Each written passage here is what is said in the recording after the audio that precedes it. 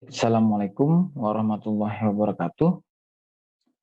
Baik, di sini saya akan mendokumentasikan video untuk penjelasan yaitu aplikasi Sister ataupun sistem informasi sumber daya terintegrasi yang sekarang menjadi aplikasi wajib untuk dosen ya dalam portofolionya yaitu untuk portofolio Tridharma Perguruan Tinggi.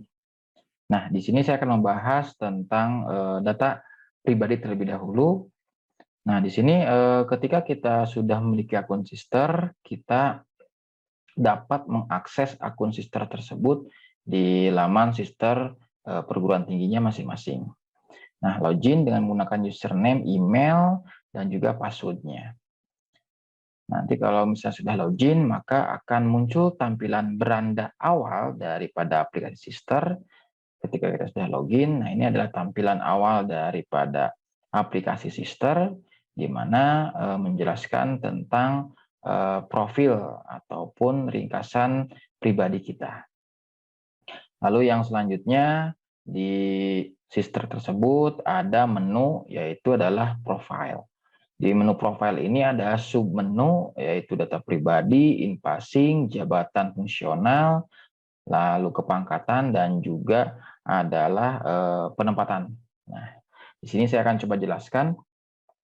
Yang pertama di bagian data pribadi ataupun di bagian profile submenu data pribadi, ini ada rincian data pribadi kita.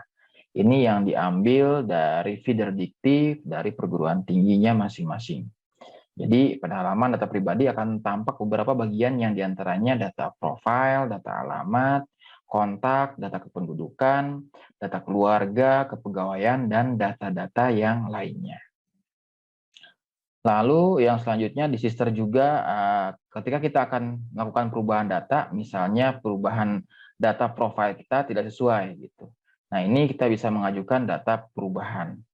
Nah, untuk perubahan data pribadi itu dapat diaksesnya melalui tombol di bagian atas yang berwarna hijau. Kalau kita sorot akan muncul pop-up yaitu adalah ajukan perubahan data.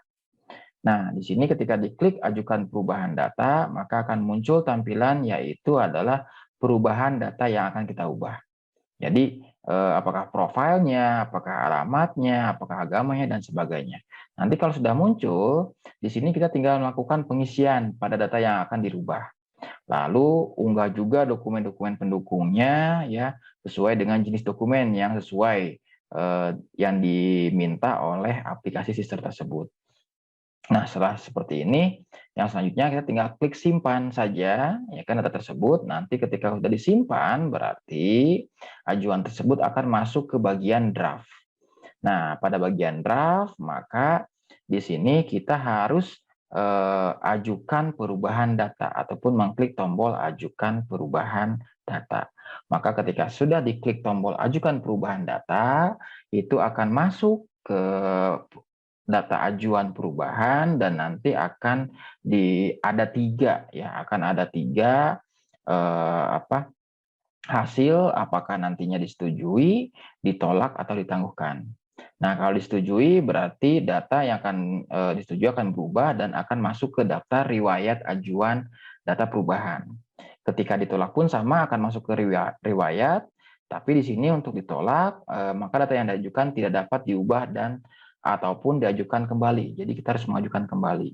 Beda kalau misalnya adalah datanya ditangguhkan, maka data yang diajukan harus ditarik kembali ataupun dapat kita rubah kembali. Nah, itu nanti hasil ketika pengajuan ataupun ajuan perubahan data untuk semua ya, untuk semua profil ataupun data-data yang lainnya nanti akan ada tiga hasil disetujui, ditolak, dan ataupun ditangguhkan.